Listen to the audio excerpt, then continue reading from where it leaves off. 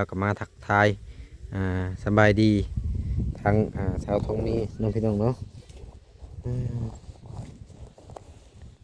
เบิ่งพี่น้องเอ้ยให้เงินเราพอได้ไปซื้อมาม่ากินก่อนเป็นจังไดมื้อนี้ฮะตั้งใจมาหา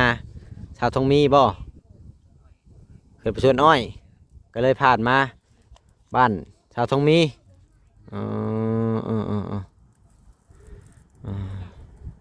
เจ้ากับน้องดำนี่รู้จักกันมาก่อนบ่คนในบ้านแต่ว่าเคยเห็นเนาะเคยเห็นพี่น้องเอ้ย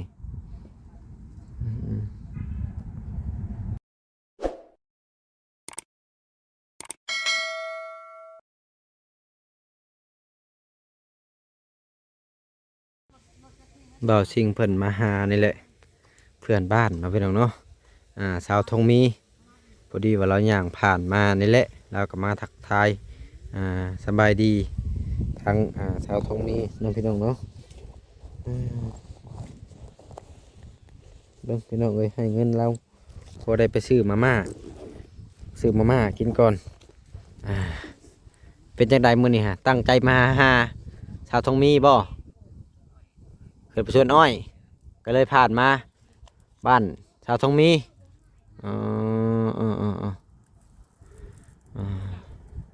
เจ้ากับน้องดำนี่รู้จักกันมาก่อนบ่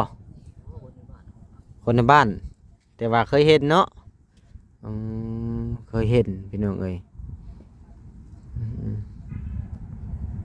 เราเคยเห็นกัน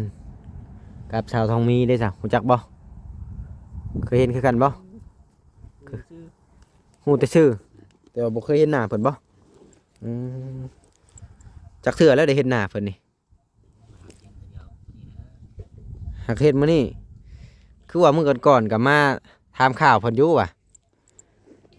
แม่นนะ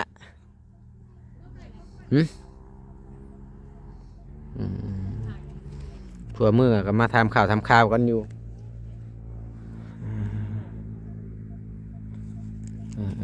พี่น้องเอ้ยสิงมาหาน้องดำกินเบิดแล้วบ่เข้าข่อยมาให้มื้อนะฮูกินหรือต้มกินฮูกินฮูกินกับหยังกินกับกระปูบ่ฮูกินที่ซื่อ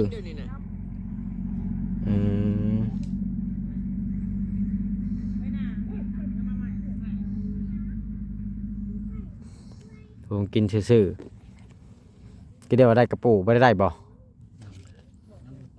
มันบ่ได้ไปสิไปอยู่บ่มื้อนี้ไปขุดกระปูนะฮะไปอยู่บ่ยังบ่ฮู้กินแล้วข้าวมื้อนี้นะบ่ได้ค่อยกิน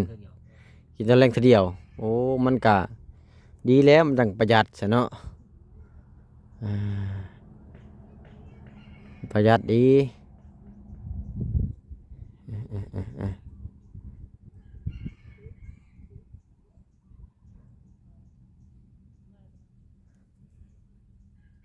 เอา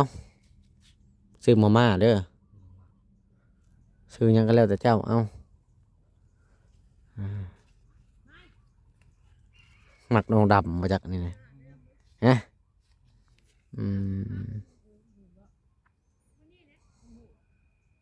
นั่นหมักนองดำนะนี่นะเอาพี่น้องเอ้ยกับประมาณนี้แหละเดี๋ยวจะเข้าไปหาทาง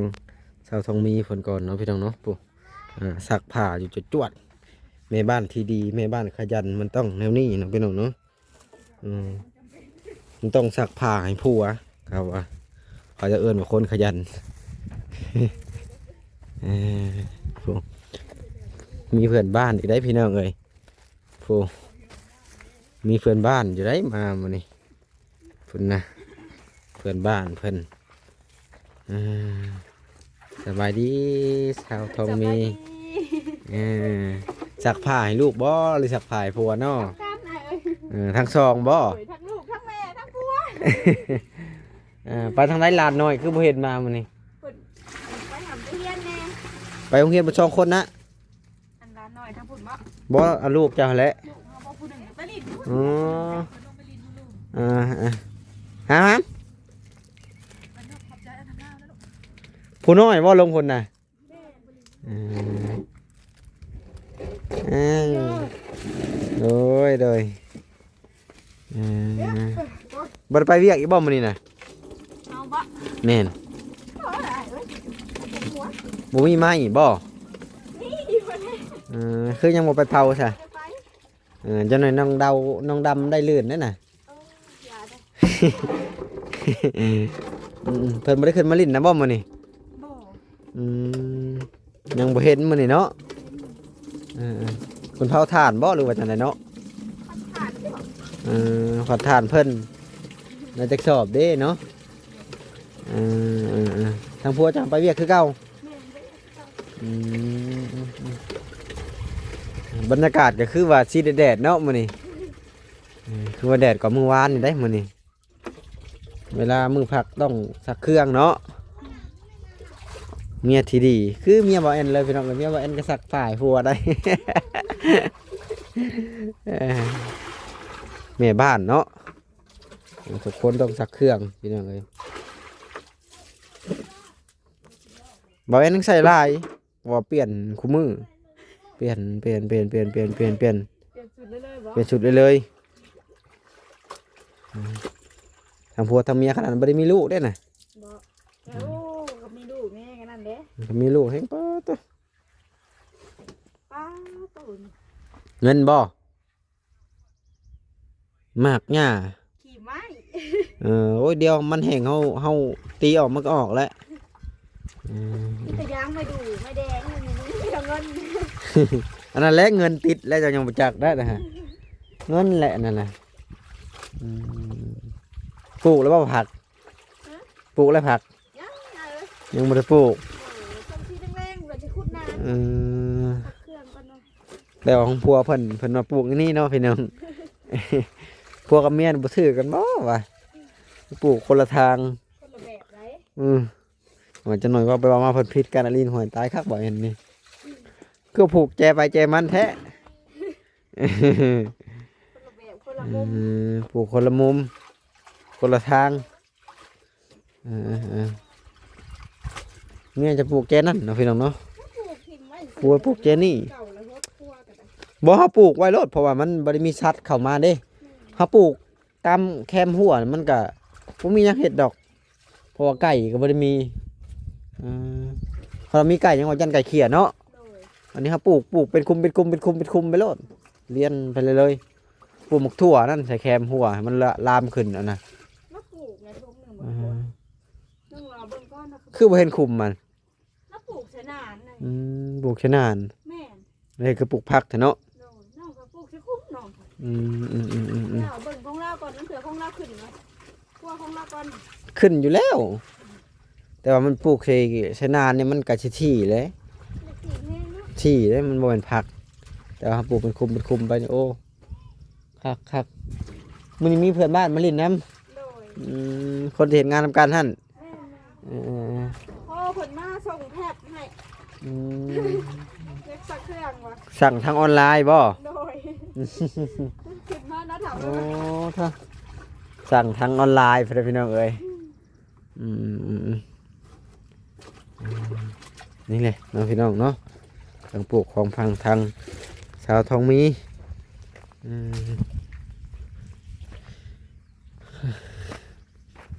คนมาอยู่กับบ้านก็คือว่าสีใสๆขึ้นเนาะพี่น้องเนาะคือแบบว่ารู้สึกว่าเลื่อมๆนะบางคนมาอยู่ ลบกล้องเลยคน เพื่อนบอกว่าจะเป็นเพื่อนใหม่เพื่อนเก่าแต่ว่าถ้ามันบ่มีคนแหละจักมันเป็นในมันเฉาโลดมันมีคนแล้วรู้สึกว่ามันสะอาดหูสะอาดตาหรือว่าเป็นน้ำเสียหญ้านี่บ่มันจังสะอาดวะ เออก็มี FC หลายๆคนเนาะพี่น้องคอมเมนต์มาว่าโอ้ต้นไม้กิมซุงนี่ตัดเงามันเลยว่ะมันจักแตกเพิ่นว่าอันนี้มันยังบ่แตกเด้อพี่น้องเพราะมันยังน้อยคันเฮาตัดนี่มันสิตายเลยนี่นะ แม่นมันยังบ่ใหญ่เพิ่นว่าให้ตัดออกเลยเพิ่นว่าตัดแล้วหดน้ำมันบ่ได้เนาะพี่น้องมันยังน้อย คนใหญ่ขึ้นนั่นอีกก็สิพ่อตัดอยู่ แม่นมันยังน้อยมันยังตัดบ่ได้พอดีตายเลยนี่เนาะพี่น้องเนาะลำยังน้อยๆหนึงเด้นี่เพราะว่า อย่างน้อยมันขึ้นหน่อจัก2หน่อ3หน่อแล้วเราตัดได้บัดนี้อันนี้มันยังบ่มีหน่อเลยนะพี่น้องมันตัดบ่ได้ FC เพิ่นก็เบิ่งหากถ้าได้บ่แอนถ่ายต้นไม้ต้นหยังเบิ่งเบิดนี่เพิ่นว่าโอ้ยพรวนดินใหญ่ๆเพิ่นว่านี่แหละพี่น้องเอ้ยบ่แอนปลูกเดี๋ยวบ่แอนสิมาขอกินน้ำ นี่แหละเครื่องปลูกของพังเครื่องปลูกของพังของสาวทองมีหักลายพี่น้องเอ้ยมีเพื่อนบ้านบริชวนกันไปหาเขียดบ่ใส่มองว้าโตบ่ย่านบักยางยืดบ่ใส่มองเจ้าบ่ย่านบ่โอ้เก่งอีหลีใช่นี่เนี่ยมันจับไผเอาออกให้จับออกเองเลยโอ้อันตรายเด้ตัวไหนเป็นตาย่านมันเนื้อหนักมาใส่ในห้วยเรากับญาตินี่ผัวน้องกับญาติ ย่านนั่นแหละไผก็ย่านบ่แอนก็ยังย่าน ญาติแบบใด มันแบบเอ้ยจักมันเป็นอะไรนะมันเคยจับบ่แอนโอ้ยดึงให้มันติดไปทุทิพทั่วแดน น้องเอามือจับเอาไว้เขามันจับน้องไหน เฮ้ยแบบมันขยักขยงมันแบบเนื้อมันอ่อนเหนียวๆนะ มือดึงออกเลยทางนี้ แม่และคนผู้บ่ย่านนะพี่น้อง เป็นตาญาติเนาะ บงก็เล่น ซ้ายขวาน้องวะ กระบงก็เล่นบ่ได้ย่านนะมันก็แม่นมันคำจะว่าของมันก็บ่ค่อยย่านแต่มันอันเยืองมัน มันเหลือง มันอ่อนนุ่มๆนะ เรื่องบ่มีกระดูกกระเดี่ยวนี่ แม่นปุ๊ทางลูกทรายแล้วก็มาเลยนางบดช่องโอ้มีเพื่อนบ้านเอ้ารอดเอ้าประตูมีกับเข้าอีกเนาะ นางเสาตายังบ่ได้เศร้าอยู่ อ๋อฮั่น แล้วไปเป็นมากน้ำเขาอันนั้น ฮั่น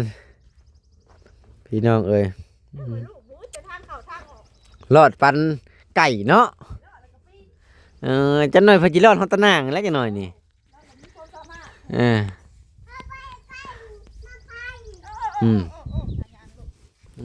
เลี้ยงไก่คือขากเนาะชาวทงมีเนาะบ่จักเลี้ยงบ่มันเขี่ยพักบ่จักเลยเฮาก็เฮ็ดคอกมันอยู่นอกบ่แพ้บ่โอ้โกยันเลี้ยงไก่แม่เบิดชามแม่นะบ่มีตัวผู้มีกระเป็ดและไข่เนาะบ่เป็ดมันผัดโอ้ยมันเกลือลายเด้มันได้ซื้อทำไก่มันผัดกินอันพวกกินอันน่ะแถวป่านี่โอเคเลยนี่ มันเอาหมูกอดไก่มันบ่ขึ้นเรือ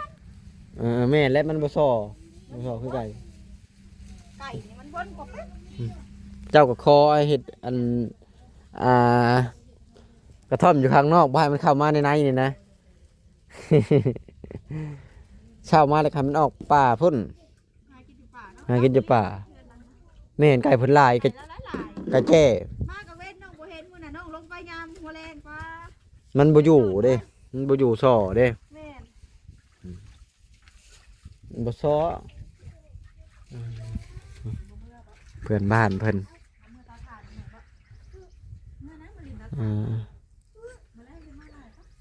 พอเป็นคนบ้านนี่มันก็เรื่องสถานที่ไว้นะชำบ้านเราเองแค่บ้านเหนือบ้านใต้ซื่อทำไมเพิ่นย่างไปบ่อนนี่บ่ผ่านแล้วอ้อยตัวนี้บ่ย่างไปเนาะ เที่ยวไรอ้อยนะ อื เที่ยว ม ที่ทางร้านมื้อนาน อืม ว่าอย่างย่างบ่ซื้อน้ำนี่ได้นี่เบาแอนเอ้ย อืม บ่มีน้ำกินกิน ยังบ่ซื้อน้ำ ยังไปซื้อน้ำบ่ซื้อในไหนซื้อน้ำนะซื้อในไหนน่ะ ทุกไงเฮ้ย อืม ถ้าบ่ห้านเบียดผู้บ่จัก มันได้รถข่อยขี่ไปได้ไหม ยอมรถ อื เดียว มครับบ่เป็นบ่ เล่นอยู่ใส่ทุกน้ำแล้วบ่ได้ ถ้าตรงนั้นบ่บ้านใด ขาสั่นบ่ เขาบ่ให้พัวจะซื้อมาน่ะ แล้วก็ไปน้ำรถเขา ยังบ่ได้มาฮอดพี่บ่โอ้ยเราตายแต่ว่านี่ อืมยังก็ผ่าคนไว้อยู่ อืม เขาตะกี้ผมไม่ได้น้องไปยุ่งเด้ มันไกลเนาะมันไกลเด้มานี่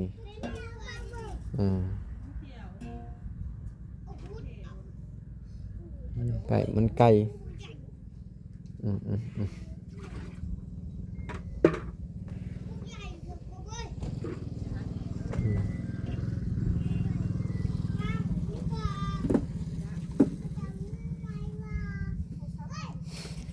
โทรศัพท์จับบ่ บอกเขาทำลงใส่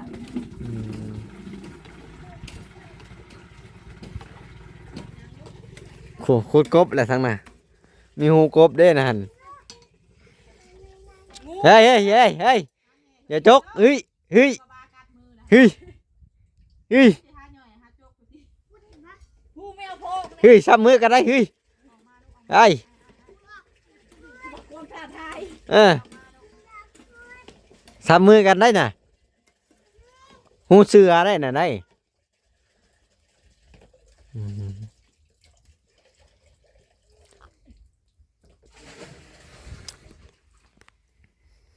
น้องดำเศร้าแล้วบ่เจ็บท้อง โอ้โหได้ บ่ได้สื่อสารกัน บ่แม่นเพิ่นเป็นน้ำเป็นกินน้ำอันนั้นบ่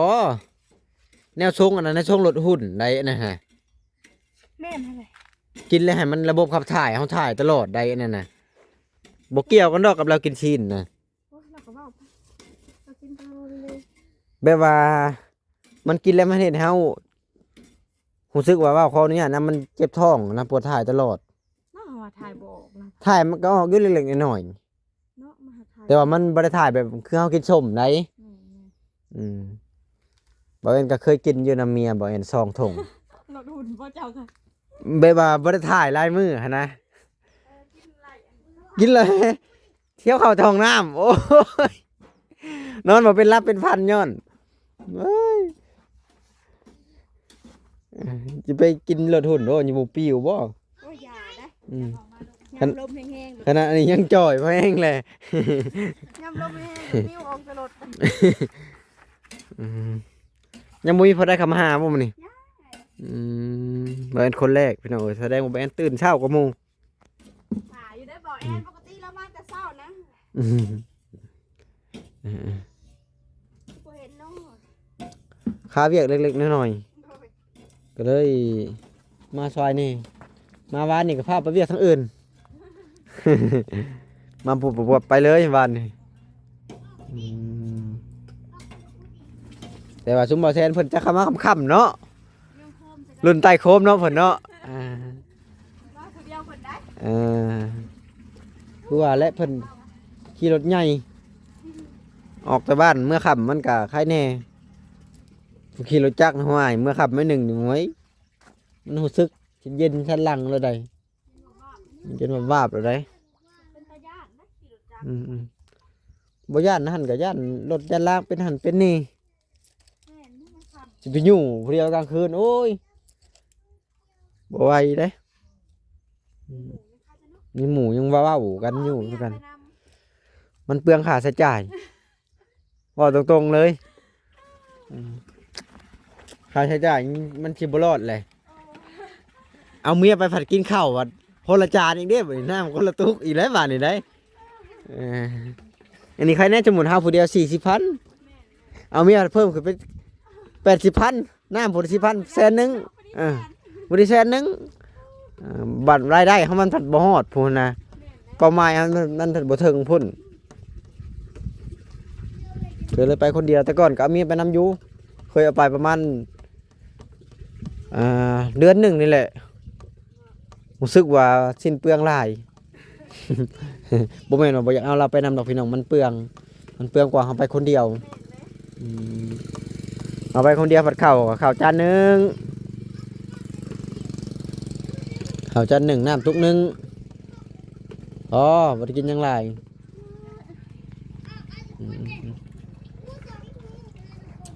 เป็นคักเนาะ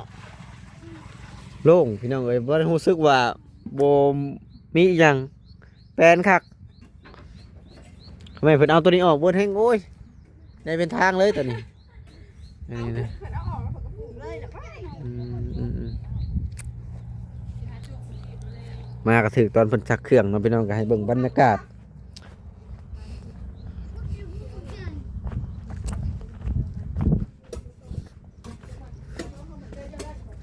เฮ้ยเฮ้ยเฮ้ยขุดยังอันนี่ฮะเดี๋ยวจกมันมีงูได้มีงูได้ สิไปกดเช้าเฮือนแขวนน่ะ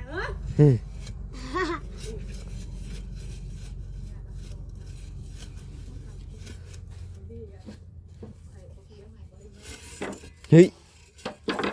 เฮ้ยงูงูกับเอาเป็ดมาเลยจิปะ โดย ข้องบ่คอปล่อยอยู่น้องเพิ่นพุ่น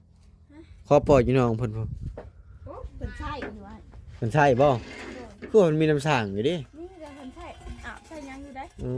ม สักขาสักเพน้องว่าสบายกว่าน้อง มันบ่ยังอิ่วเนาะ แม่น ไล่กระหล่อนคักเนาะ โดยไอ้เจ้าฮ้อนๆกระโดดต้วมหลุด ไล่ออกคักไล่บ่อน้ำมันหลายเด้พี่น้อง ผมแม่ว่าอย่า มันไล่ผ่านงูเสือ เสื้อแมวเลยฮะ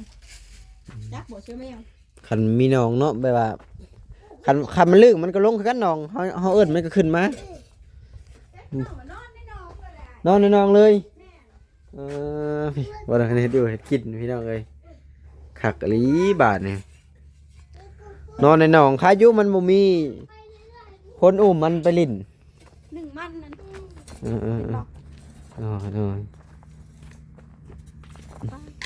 ลูกข่อยเห็นหยังนี่ เปก็งามเลยเนาะ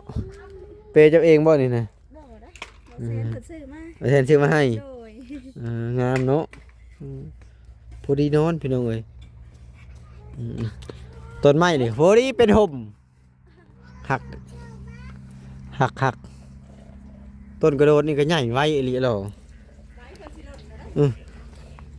แล้วบอกว่างามใบๆลดนะเนาะไอ้ ใกล้เริ่มแล้วได้นี่เดือนสองนี่มาช่วงแรกนะยังเท่านี้ได้นี่มาวันนี้รู้สึกว่ายืดขึ้นหลาย